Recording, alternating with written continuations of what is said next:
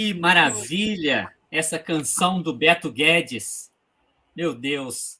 E aqui em Minas a gente escuta, lembra de tanta história, de tantas lutas, de tantos momentos bonitos, mas ainda com essas imagens fortes do clipe, com registros, né, de tantas lutas travadas, lutas necessárias, né? E quando temos presente que vivemos numa sociedade ainda tão desigual, tão marcada pelas diversas manifestações da violência, tantas pessoas excluídas, exploradas, sem vida digna, isso nos lembra que a luta continua.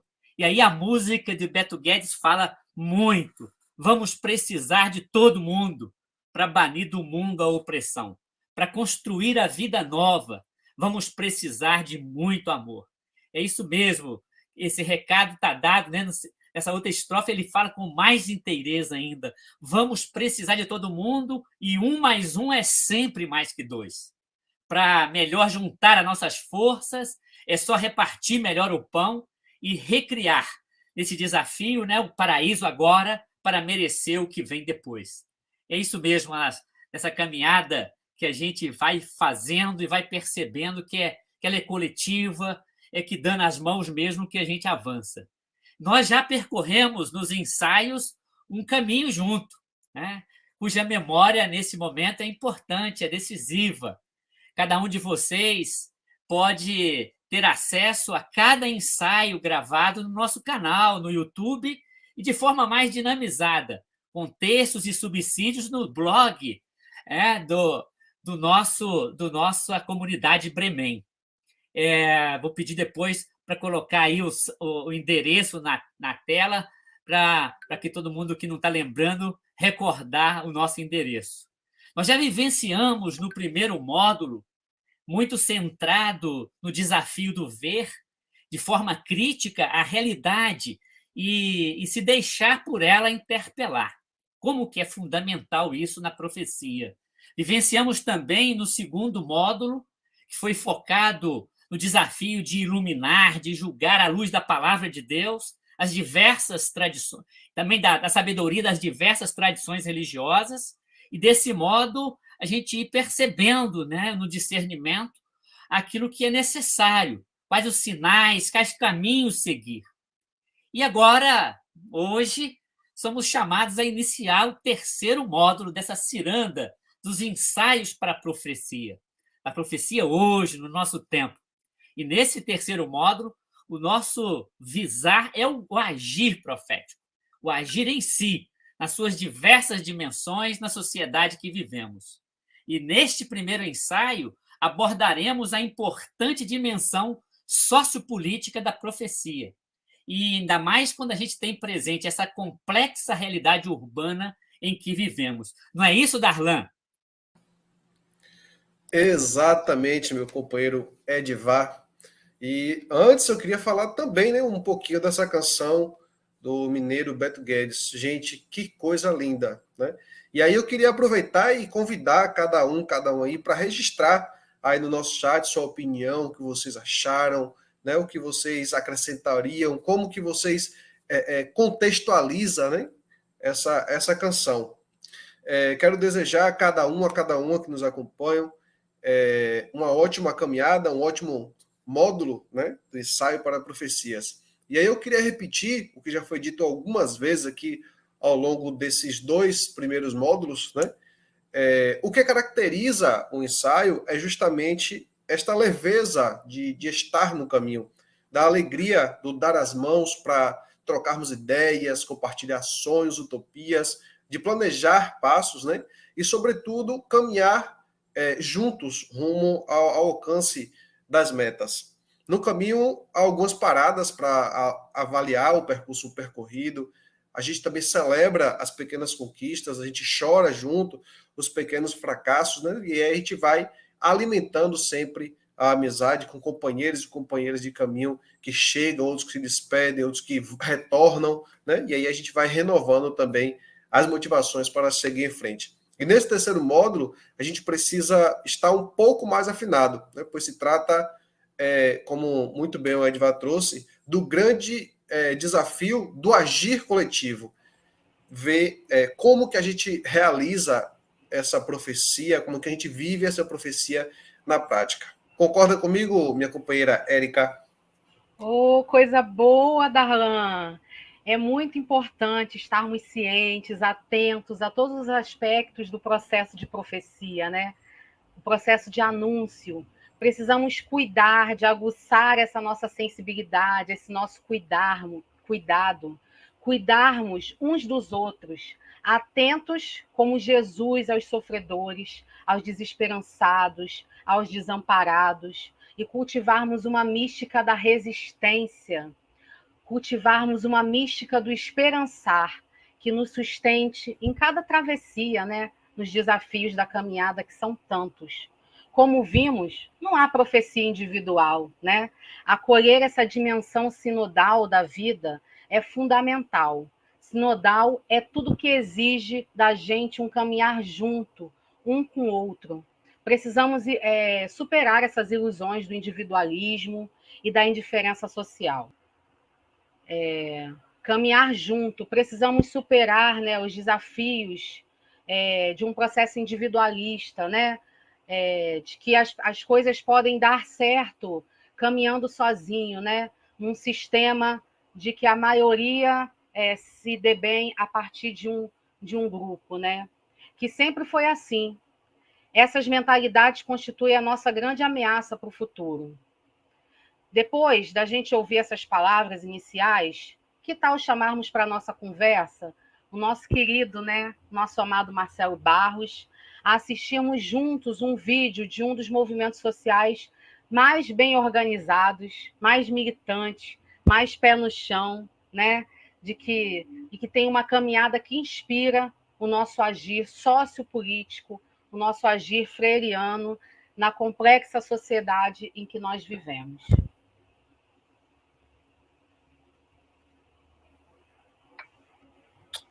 Boa noite, pessoal. Bom dia ou boa tarde, a hora que vocês verem o programa.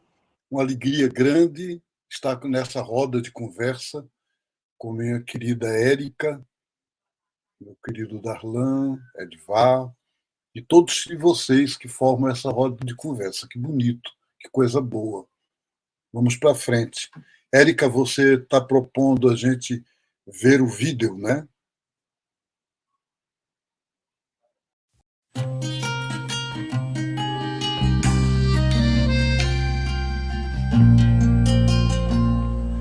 Ser sem terra é ser herói, é ser guerreiro, é viver a vida sem ter medo de arriscar, é ser amigo, ser companheiro, ser verdadeiro e não ter medo de enfrentar, é ter coragem pra lutar. Nascemos no final de uma noite escura, junto com milhares. Nascemos do grito preso na garganta por justiça e democracia. Nascemos do desejo de repartir a terra para produzir, e de produzir para repartir o pão. Doar suas vidas, suas batalhas, desbrava a terra, salta a muralha, planta, colher. Nascemos do desejo de repartir a terra para produzir, e de produzir para repartir o pão. Palmo a palmo, passo a passo, nos espalhamos por este país. Nas terras que libertamos e onde tocam nossas mãos, brotam o milho, o arroz, o feijão, o inhame, a macaxeira, o piqui, batata, babaçu, maxixe, café, caju, cacau, mana, o leite e o mel. Florescem escolas e homens e mulheres livres. É ver que a vida passa e você se torna mais um ser na massa, é ver que a vida passa e você se torna mais um ser. E não há cercas e nem fronteiras que impeçam o andar digno de quem carrega a solidariedade e o internacionalismo. De quem carrega este nome e a identidade chamada Sem Terra. Doa suas vidas, suas batalhas, Desbrava a terra, salta muralhas, planta, colher, Muitas vezes sofrer é ver que a vida passa e você se torna mais um ser na massa. É ver que a vida passa e você se torna mais um ser na massa. É ver que a vida passa e você se torna mais um ser na massa. É ver que a vida passa e você se torna mais um ser na massa. É ver que a vida passa e você se torna mais um ser na massa. É ver que a vida passa e você se torna mais um ser na massa. É ver que a vida passa e você se torna mais um ser na massa. É ver que a vida passa e você se torna mais um ser na massa. É ver que a vida passa e você se torna mais um ser na massa. É ver que a vida passa e você se torna mais um ser na massa. É ver que a vida passa e você se Que lindo, que impressionante, né? Esse vídeo celebrativo dos 35 anos do MST. Aliás, já são 38 anos de caminhada deste movimento profético em defesa da dignidade, da vida, da garantia de direitos dos trabalhadores e trabalhadoras rurais, pela reforma agrária, pela agricultura familiar e também contra o latifúndio e esta terrível e perversa desigualdade social.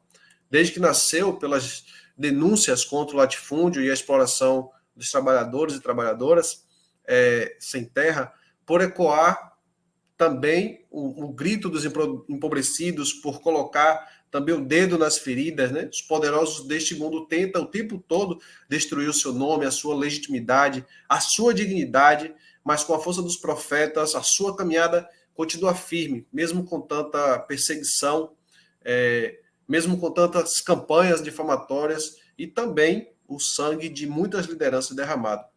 Cabe aqui agradecer a este movimento por manter acesa essa chama do esperançar, né?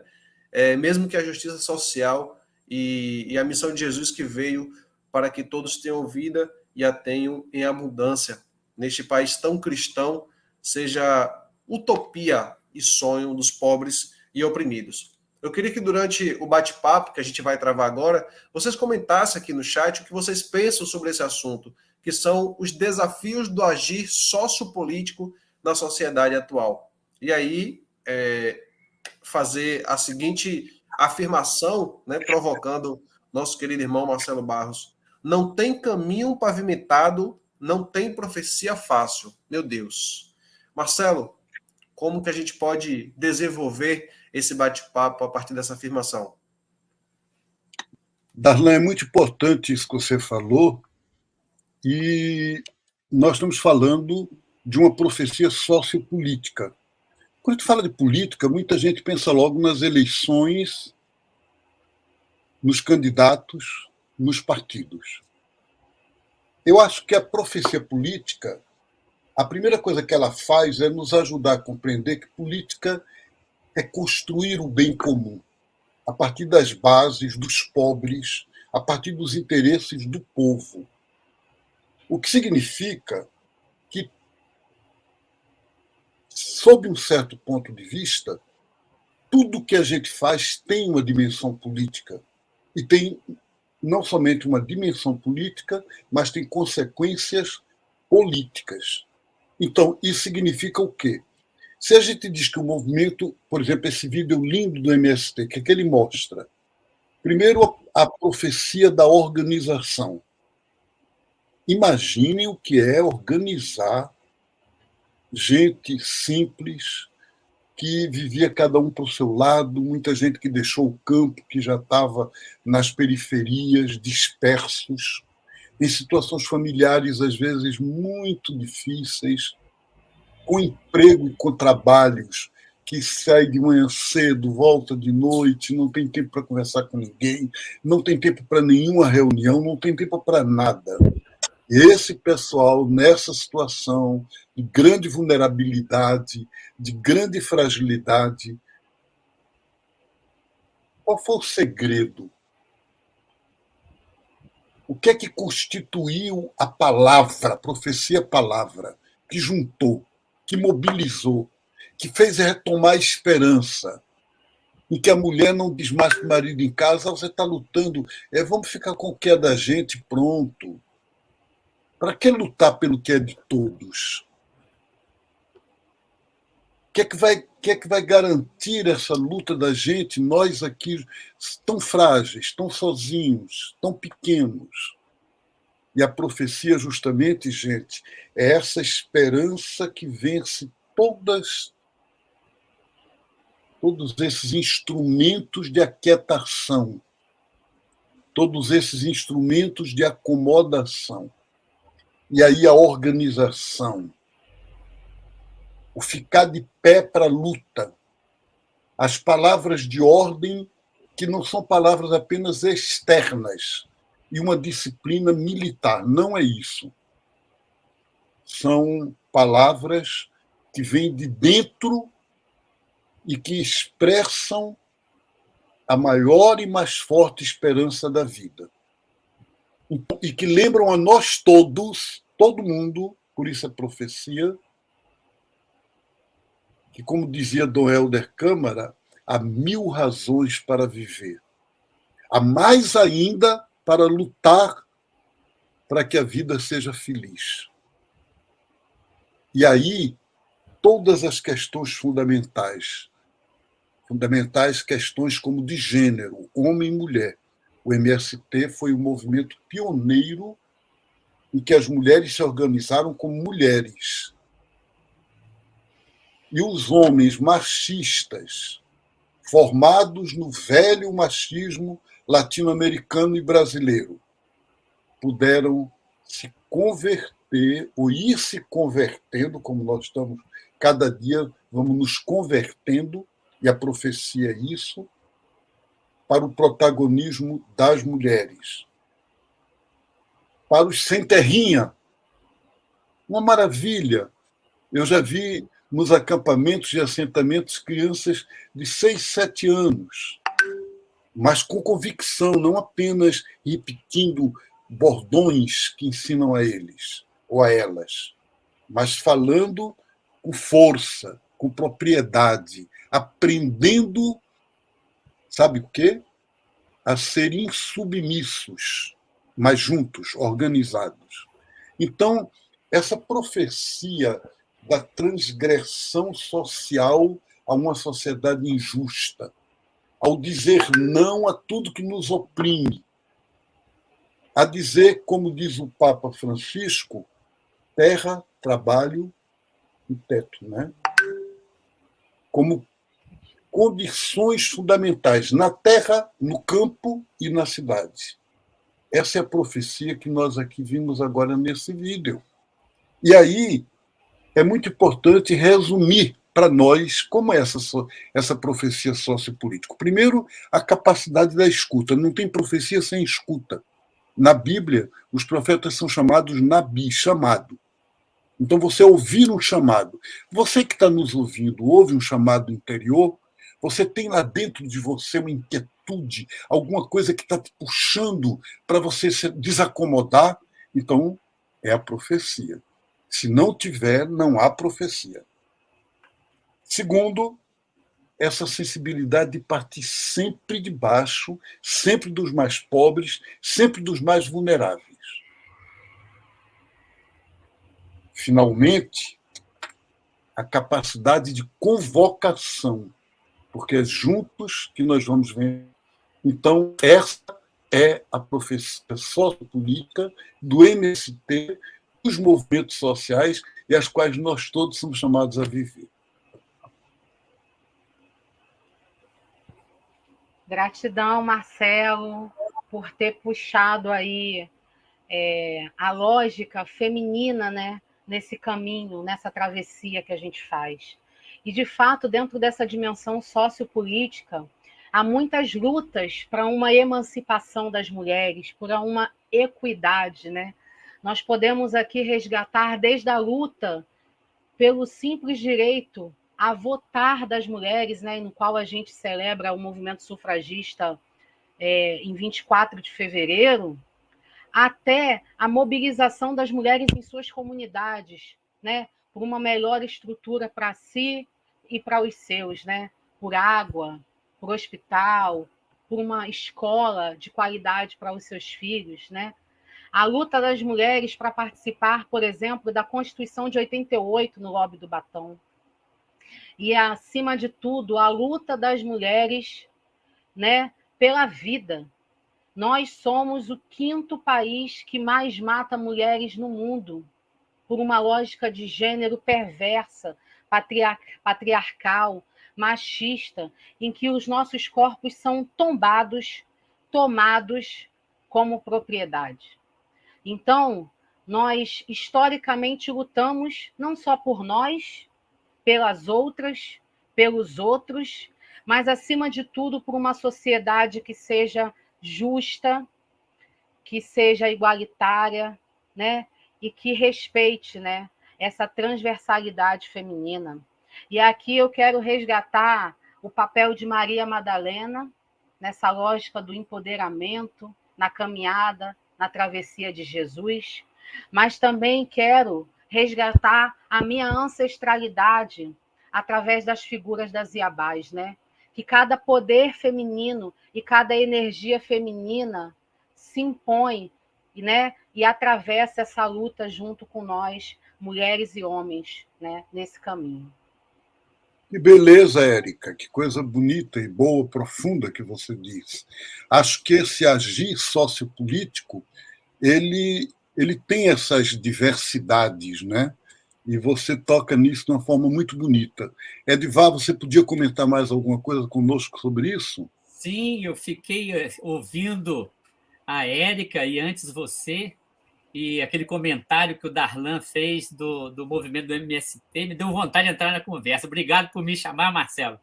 Eu vejo assim que essa dimensão política da vida de cada um de nós, ela vai sendo desabrochada na medida em que a gente vai se relacionando. E aí, Marcelo, e todos vocês que estão nos acompanhando, eu vejo que há um mistério no meio dos pobres. E aí a minha fé me diz que Deus dá uma sabedoria, dá uma sensibilidade para esses que são excluídos de todos aqueles mecanismos que poderiam nos dar uma consciência crítica, autocrítica, de sermos realmente, sabermos como participar, como nos mobilizar. E aí a gente contempla as lutas e as organizações dos mais pobres, as suas lutas. Claro que a gente não pode aqui romantizar, mas os pobres têm um saber nas suas partilhas, na sua memória dos conhecimentos da vida, realmente no desafio de viver. Estava vendo esses dias, né, nessa celebração aí da ressurreição da Elza Soares, ela recordando, né, de que no primeiro momento que ela foi cantar num auditório, e ela foi com toda aquela realidade da vida dos excluídos e perguntaram assim para ela: de onde você veio? E ela fala: eu vim do planeta da fome, né? Então eu penso que essa resistência popular, essa maneira dos pobres compartilharem os seus esforços para sobreviver, vão dando a eles um senso de coletivo, uma sensibilidade de se colocar no lugar do outro, de dar as mãos, de compartilhar não só a dor, mas aquilo que tem. O Evangelho, né, às vezes Jesus elogia aquela pobre viúva que deu tudo o que ela tinha. Então a gente vai vendo que os pobres, na verdade, mais do que alguém que precisa ser cuidado, salvo, e realmente eles precisam, mas nessa discussão que nós estamos fazendo, eles nos dão um saber o que é ser sujeito nessas condições de negação da dignidade, né? Nas entrelinhas da vida, nessa fé que vai dando a eles força para buscar a sobrevivência, para ser ator. Agora, é claro, como nos ensinava Paulo Freire, quando o saber chega, dialoga, dar as mãos, é claro que essa sabedoria dos pobres vai sendo, como o próprio movimento do MST vai na sua história, vai fazendo concretizar, né? Esse saber vai sendo refletido. A gente vai tomando consciência das opressões, né? Da importância de dar as mãos, de criarmos mediações de grupos, de organizações populares, para sermos sujeitos e as nossas ações terem força. E isso que você falou, Marcelo, é muito importante. A gente juntos descobrir a dimensão política de todos nós, de dar as mãos, de discutir em pequenos grupos, né? em perceber os sinais da opressão, as causas e caminhos, discernir caminhos para a gente seguir, trocar ideia. Isso é muito importante, isso é muito bom. E a gente, quando tem uma história já percorrida, fazer a memória dessa história, eu penso que é fundamental. Claro que numa cultura oral, as rodas de conversa são fundamentais, mas hoje nós temos um mecanismo que nós temos que apropriar, e ele tem ajudado a gente desenvolver mais ainda mecanismos de luta, que é as mídias digitais. É tão importante, por exemplo, nós assistirmos aqui o vídeo celebrativo, né, daí das 4 décadas, praticamente, de caminhada do movimento dos trabalhadores e trabalhadoras. Se a escrita nos ajudou, hoje a imagem, os vídeos, e nós temos que nos apropriar, né? A internet pode favorecer esse desenvolvimento do ser sujeito, do dar as mãos. Olha, quando eu vejo aí pessoas que se apropriam dessas realidades e colocam a serviço da vida, que maravilha! É claro que os poderosos desse mundo também utilizam a internet para as suas fake news, para os seus mecanismos, né, de ampliar mais ainda a dominação, a exclusão, né? Então, é importante que a gente vá, né, se conscientizando, palavra-chave na nossa caminhada, né, daquilo que pode nos ajudar e daquilo que pode nos atrapalhar. Abrimos os olhos juntos. Como muito bem disse aí Darlan, também Marcelo recordou, e Érica, né, a profecia é coletiva. Não é isso, Marcelo? É isso. A profecia coletiva, e esse coletivo que toma muitas faces. Aqui no Brasil, por exemplo, a gente falou antes da questão dos gêneros, a gente falou da questão da classe social, da terra. Hoje, por exemplo, nós temos um governo que praticamente mostra o seu racismo em todas as suas decisões. Existe um racismo religioso, com a cumplicidade criminosa de grupos cristãos, ou que se dizem cristãos, e atacam terreiros de candomblé, atacam terreiros de umbanda. Mas nós temos a caminhada política atual, sociopolítica, por exemplo, das comunidades remanescentes de quilombo. Gente, no Brasil são 3.600 registradas, até antes da pandemia. Algumas delas com história de séculos. Vocês sabiam que o famoso Quilombo dos Palmares, de 1697, dizem, foi destruído. Foi destruído coisa nenhuma, foi destruída aquela luta. Mas vai hoje lá na Serra da Barriga, em Alagoas, e você vai ver as pessoas organizadas, as comunidades a partir da sua negritude, vivendo a luta quilombola. A luta que é resistência, mas não é só resistência.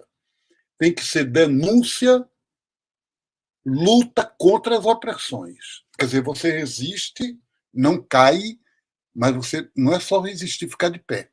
É lutar. E lutar juntos. Avançar. E avançar sabendo para onde vai. Quer dizer, tendo uma proposta, tendo um projeto. Então, a educação política é fundamental. E essa educação política falhou muito nas comunidades da gente. Nos últimos anos, nós meio não vimos muito como fazer. E agora tem que ser retomada muito forte. Uma educação política que restitui a dignidade, a realeza de cada pessoa humana. A dignidade dos mais pobres e vulneráveis. A igualdade fundamental de todas as pessoas. Raça é mentira, não existe. Nós somos de todas as raças e somos de todas as etnias, junto no sangue da gente, no DNA, tudo junto. Quando se procura o DNA de um palestino e de um judeu, se descobre que é o mesmo. Nós todos somos negros e negras. E essa negritude que a gente tem de assumir, ela nos diz que é o rosto de Deus, seja através dos orixás, seja através dos encantados indígenas, seja através das manifestações, das revelações das religiões históricas. E a gente tem de aprender a viver essa profecia. Tá certo, gente? E realmente que nos indica por onde, né, pensarmos esse agir coletivo numa sociedade que cada vez mais a gente percebe que está carente, né, de se reinventar, de se descobrir nas periferias, nas organizações populares, formas da gente não só resistir, mas de avançar na construção de uma sociedade que reconheça essa sabedoria, que releia a nossa história, né? Essa nossa história que precisa ser recontada, que ainda está numa versão dominante daqueles que realmente oprimiram, impuseram o seu ponto de vista. E é tão bonito quando a gente vê nessas lutas, por exemplo, para que na universidade esteja, né, a inclusão de indígenas,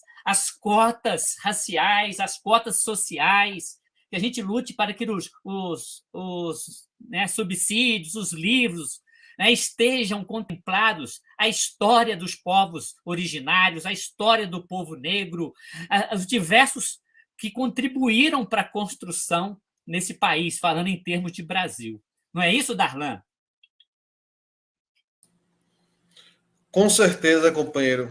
A gente fica ouvindo essa conversa gostosa aqui, né, e começa a imaginar um monte de coisa e querer fazer intervenções.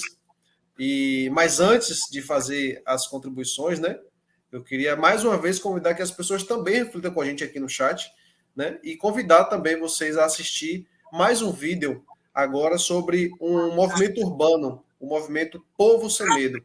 E daqui a pouco a gente continua o nosso bate-papo. Fazer esse recorte, né? Gente, desculpa.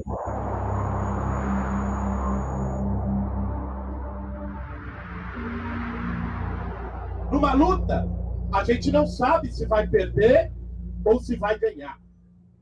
A gente arrisca, a gente acredita e vai. Como em qualquer caminhada, alguns param para descansar, outros ficam, mas a marcha segue. A marcha da ocupação Povo Sem Medo de São Bernardo seguiu.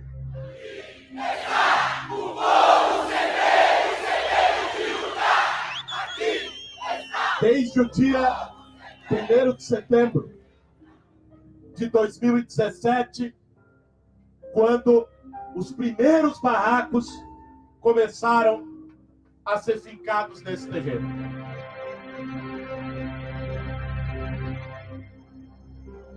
Quem veio aqui não trouxe apenas um pedaço de bambu e lona. Quem veio aqui trouxe sonho.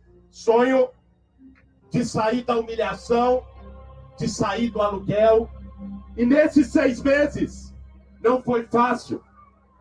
Quem pensa que foi fácil é porque não pisou aqui. Quem é que dizia que mais de 10, 20 mil pessoas não podiam sair de São Bernardo do Campo às 5 horas da manhã para chegar no Palácio do Governo, lá no Morumbi? Nós atravessamos essa distância. E tantas outras, de tantas lutas.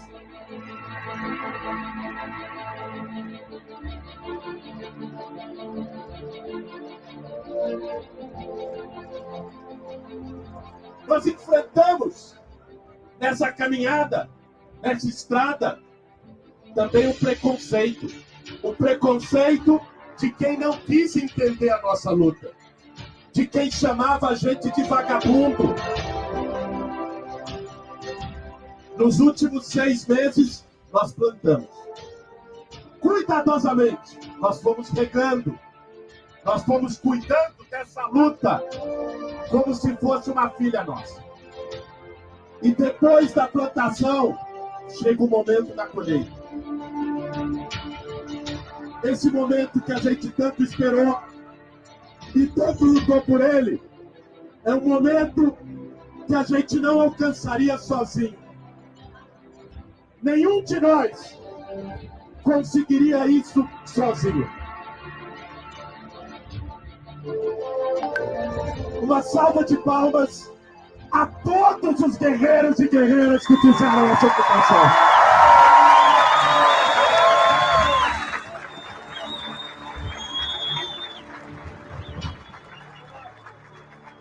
E também, é claro, aos nossos aliados, aos nossos parceiros, às nossas parceiras. Por aqui, nesses 6 meses, passaram ativistas, militantes de várias organizações, de partidos, de movimentos, de sindicatos, passaram parlamentares, passaram artistas.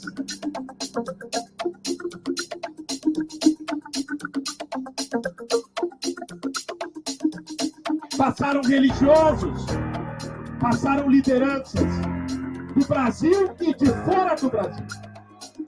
Nós somos gratos a todos esses companheiros. Sem eles, a nossa vitória também não seria possível.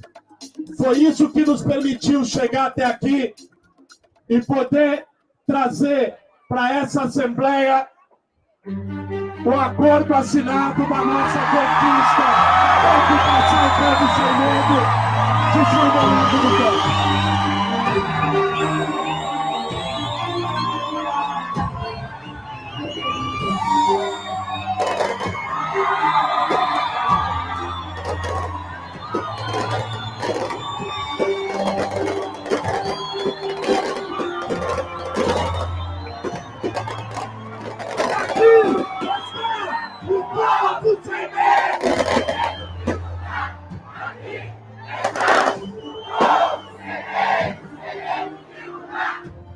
E esse acordo, assinado pelo governo do estado, repassa 4 terrenos na região do ABC para construir as moradias para o povo da ocupação todo chegando.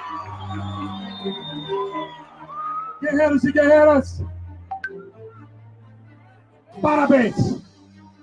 Parabéns do fundo do coração, essa vitória é de vocês. Não deixem,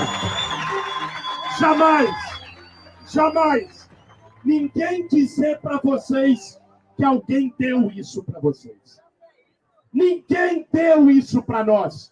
Nós conquistamos isso com a nossa luta, com a nossa batalha, com a nossa trajetória. Parabéns, guerreiros e guerreiras. Vocês merecem. Vamos até o fim. E a conquista é nossa.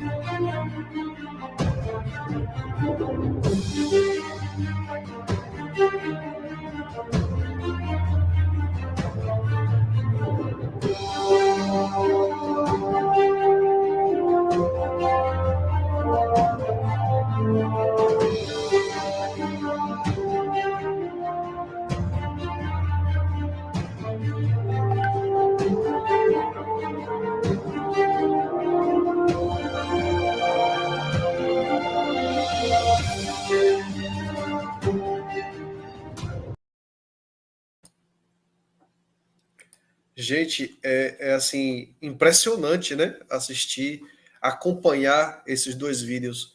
A gente sabe que a derrota algumas vezes faz parte das lutas, mas é muito bom celebrar uma conquista, celebrar uma vitória, não é verdade? Então, pessoal, sabemos que lideranças são importantes, né? Fato, mas a ação transformadora, ela é sempre coletiva, né? Então, sempre é a partir do povo. E eu sempre gosto de falar nos nossos comentários, nas nossas conversas do Evangelho, por exemplo, que quando a gente fala de ação política, a gente não está falando de partido político, a gente não está falando dos políticos em si, né? Mas de ação conjunta, ação política.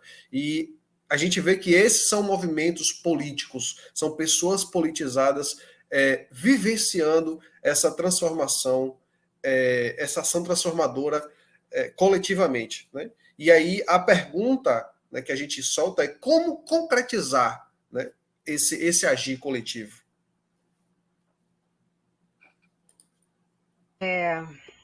Eu fiquei aqui, né, assim, toda arrepiada, porque eu fui de um movimento de luta por moradia, né? Primeiro que eu sou oriunda de favela, e de uma favela que na época enchia. Eu tenho na minha memória, quando eu tinha 5 anos, dos meus pais correrem com a gente para um lugar alto, porque a casa inundava, né? E, né, anos depois eu fui trabalhar no que a gente chama aqui na Arquidiocese do Rio de Janeiro, criada, né, isso é uma curiosidade, por Dom Eugênio Salles, né, em 1977. Anos depois eu fui trabalhar na Pastoral de Favelas.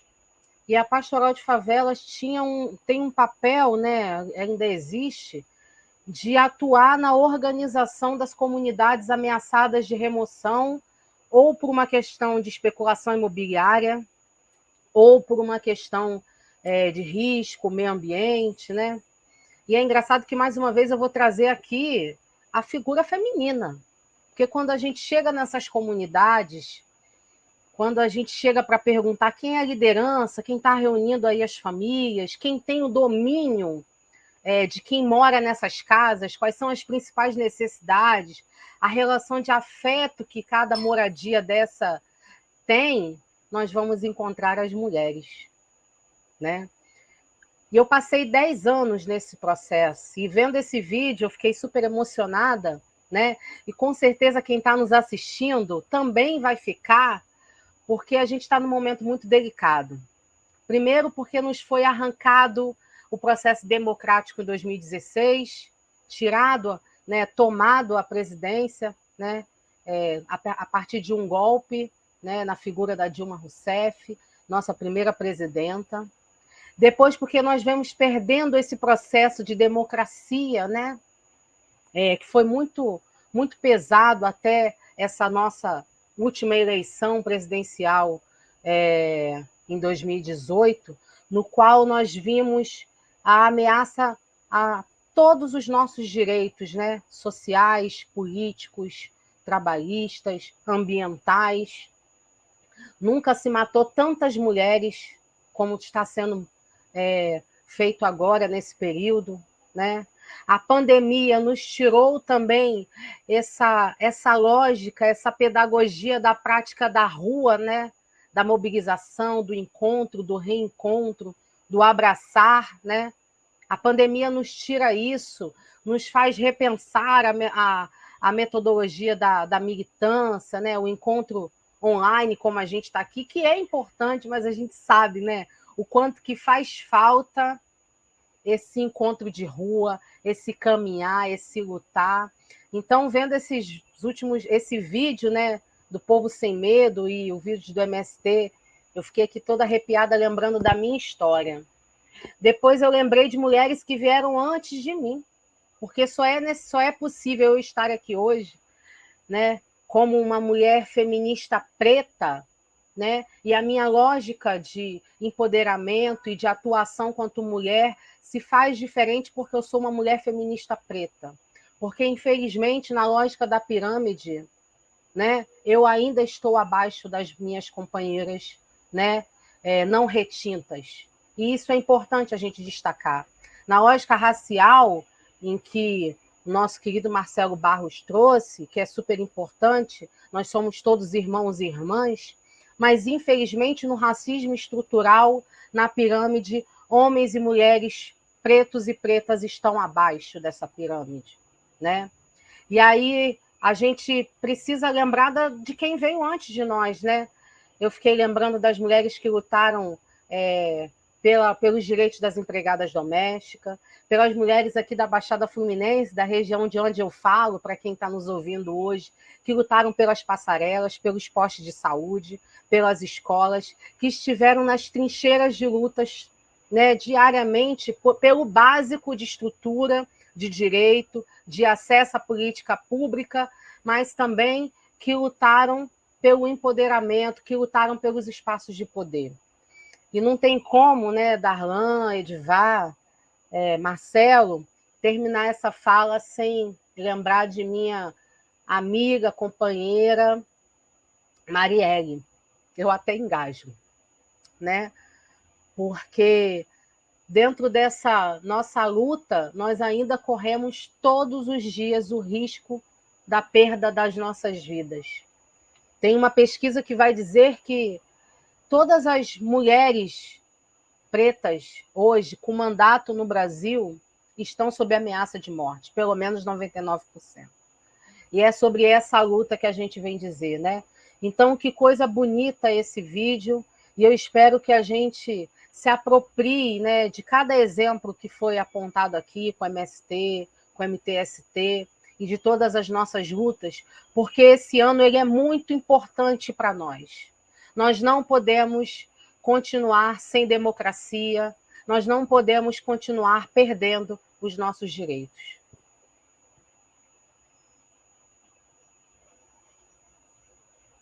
Microfone, Edivar. Muito obrigado, Érica, por essa partilha que você faz, né? Quer dizer, se o vídeo mostra uma caminhada concreta e nos ajuda a celebrar esse passo, esse avanço, você também traz e carrega no sangue, né?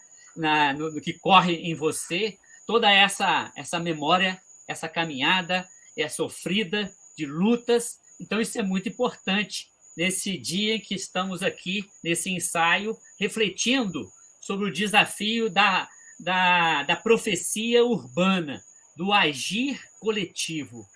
E aí eu vejo o seguinte, nós precisamos tomar consciência e aqui explicitar que nós vivemos numa sociedade não só abstratamente, profundamente desigual, mas uma sociedade que tem mecanismos de invisibilizar os mais pobres, de empurrá-los para as periferias, eu vejo nas cidades turísticas como que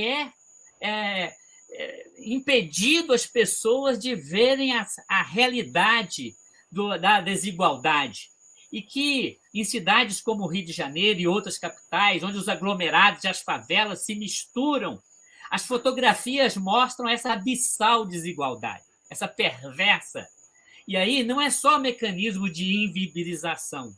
Nós temos hoje mecanismos de tornar os pobres, os massacrados, excluídos e oprimidos indesejáveis, de você criminalizar qualquer movimento popular, qualquer luta por dignidade, para sair da fome, da miséria.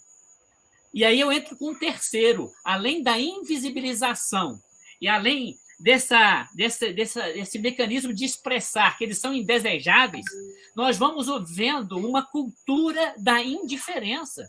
O que nessa pandemia ampliou de pessoas em situação de rua, de volta a realmente passar fome, né? E a sociedade continuar, né? Como se a gente pudesse ser sem o outro, né? Então, isso é muito importante que a gente avance nessas lutas, muito bem dita agora pela Érica.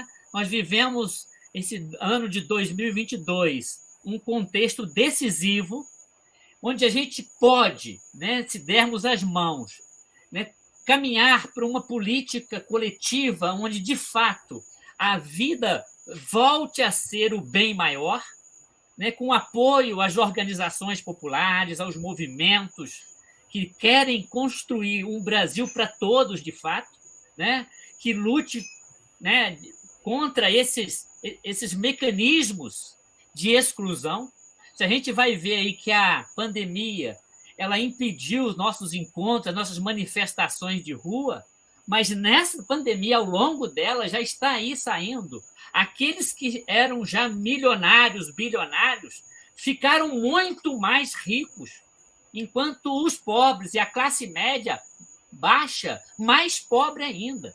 Então, isso significa que nós temos que recobrar esse senso do coletivo. Nós temos que atacar, seja via educação, e é importante, né, que esse ano a nossa campanha da fraternidade volte a discutir essa questão da educação como um bem coletivo, como um direito social de todos. E quando eu vejo essa ocupação do povo sem medo, de São Bernardo, e a sua conquista, né, a gente diz, olha, o povo tem que sentir junto, a gente tem que se dar as mãos.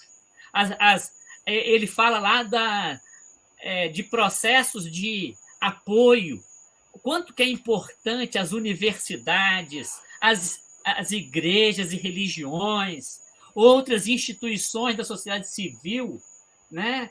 Não só dar visibilidade, mas dar as mãos, caminhar junto nessa defesa da vida, nessa defesa dos direitos humanos. O nosso país, isso é muito triste dizer, né? Em pleno 2022, nós estamos entre os países que mais matam ativistas dos direitos humanos, que mais, você citou a Marielle, mas nossas lideranças indígenas, né? Nossos povos originários vivem um novo genocídio, né? Então, são muitas lutas necessárias que precisam ser retomadas. Então, é muito bom ver nesse vídeo que é possível a gente avançar, a gente dar passos concretos. E aí, gente, esse ensaio de profecia é muito importante que a gente retome, né, esses mecanismos que a gente falava no primeiro bloco, né? Hoje, a gente precisa se apropriar, sim, desse direito de democratizar a internet. Você falava, Érica, da grande ameaça da democracia, e isso é verdade. Nós temos que garantir o acesso. Quer coisa mais ameaçada hoje do que o SUS, mesmo depois dessa pandemia, que mostra a importância da saúde pública, da gente defender isso. O que seria dessa pandemia, dos mais pobres, dos excluídos, se não tivesse o SUS? Mas é claro que o SUS cobriu a todos, está garantindo vacina, né, para todos, mas precisa se lutar, precisa a gente defender essas conquistas que foram, vamos dizer assim, asseguradas no ordenamento jurídico da Constituição, embora no papel, mas a gente precisa recobrar essa consciência dos nossos direitos, da nossa dignidade, e aí é muito bom ver movimentos populares. Eu gostei muito quando o Papa Francisco, que já caminha agora para celebrar o seu 9º ano de magistério como bispo de Roma, né, os seus encontros com os movimentos populares, falando que eles são profetas do nosso tempo, né, dessa realidade da desigualdade. É muito bom a gente valorizar essas lideranças, esses movimentos, denunciar esse esvaziamento intencional, né? Não é só por causa da pandemia. Se a gente recorda a nossa história recente, o esforço do governo anterior a desse de criminalizar os movimentos populares, né? De voltar a colocar o exército contra o povo e não para defender a dignidade do povo. Então, é muito importante ver esse movimento e a gente se encorajar, né? Que é realmente, quando ele fala no início, né? Que a gente, quando entra na luta, a gente não sabe se vai vencer. Mas é a necessidade que faz com que a gente se arrisque. E nesse arriscar, com a graça de Deus, com o dar as mãos, e é bonito a gente dizer nesse momento, né? Ninguém solta a mão de ninguém. A gente precisa se irmanar nessas lutas né? E avançar na defesa da sociedade democrática e que garanta aos movimentos populares o direito de greve, o direito de ocupação, o direito de gritar e dizer: olha, nós queremos vida, e vida digna, que é direito de todos. Não é isso, Darlan? Muito bem, doutor Edivar Guimarães. Gente, que aula, né? A gente chega aqui para um bate-papo, roda de conversa, mas aí quando a gente chega, vai se empolgando, começa os assuntos, os vídeos, as realidades, né, que nos tocam, que nos atingem de tal maneira que não tem como a gente ficar somente naquela fala superficial. Acho que a gente precisa, enquanto atores, né, transformadores da atualidade, a gente precisa ir além, né, e ser profetas e profetisas nos exige isso. Acho que a gente precisa botar o pé na estrada de fato para que a gente possa vivenciar cada profecia dessa. E aí a gente traz essas ações políticas, né, não necessariamente partidárias, mas aí a Érica, o Marcelo, o Edivar, todos trouxeram a importância do envolvimento, né, que a gente precisa ter para que, a partir dos partidos, a partir dos políticos também, a gente possam ser espaços de transformação. A gente exemplifica, a gente explica, né, separadamente, mas a ação ela funciona conjuntamente.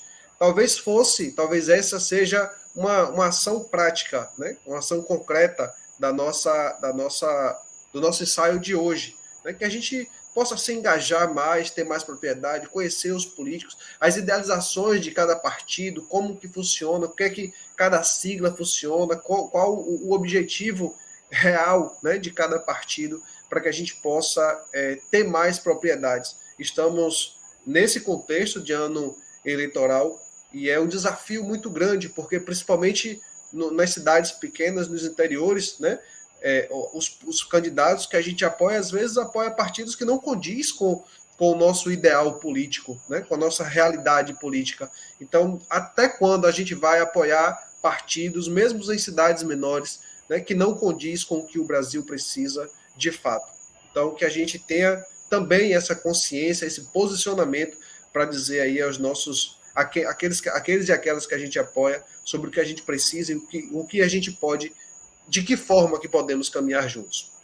Darlan, e nesse sentido aí de ações concretas, eu acho super importante essa denúncia que a Érica fez de que a democracia é uma ameaça, é uma grande ameaçada hoje. Com certeza. Mas também a nossa consciência política, porque o que tem de pessoas voltando a falar que política é algo sujo, é algo demoníaco, é algo que é só para gente que está com intenção de roubar, e a gente está deixando, né, que eles apropriem da política, eles apropriam de uma ferramenta que é fundamental para a gente praticar a solidariedade, praticar mecanismos da gente concretizar a nossa luta, o nosso sonho. Essa luta, na verdade, é uma arma de ação transformadora, né? Isso, essa luta desses movimentos que vão mostrar são lutas políticas. O que a gente não pode é reduzir a política ao partido, mas o partido é fundamental para aprovar as leis, por exemplo, se a gente não tivesse pressionado via deputados, senadores, para que nessa pandemia não houvesse despejo, né, nas ocupações. Então, quer dizer, a luta nos partidos, a gente precisa sim acompanhar. Eu acho que é um bom ato concreto, um bom gesto concreto, profético nesse ensaio, a gente está atento esse ano, né, desses mecanismos políticos que estão aí. Com certeza. E assim, concluindo esse ensaio de hoje, a gente agradece aos nossos parceiros, né? Comunidade Bremem, os cursos de licenciatura de Ciência da Religião, EAD, da Unicap, o Movimento Nacional de Fé e Política, o CEBI, o MEL, Movimento de Juventudes e Espiritualidade Libertadora, e o canal Paz e Bem. E para encerrar esse nosso ensaio hoje, eu queria trazer para vocês, que eu acho que diz muito, né, de tudo que a gente falou hoje, um poema de Tiago de Mello, Canção para os Fonemas da Alegria. Peço licença para algumas coisas. Primeiramente, para desfraudar este canto de amor publicamente. Sucede que só sei dizer amor quando reparto o ramo azul de estrelas que em meu peito floresce de menino.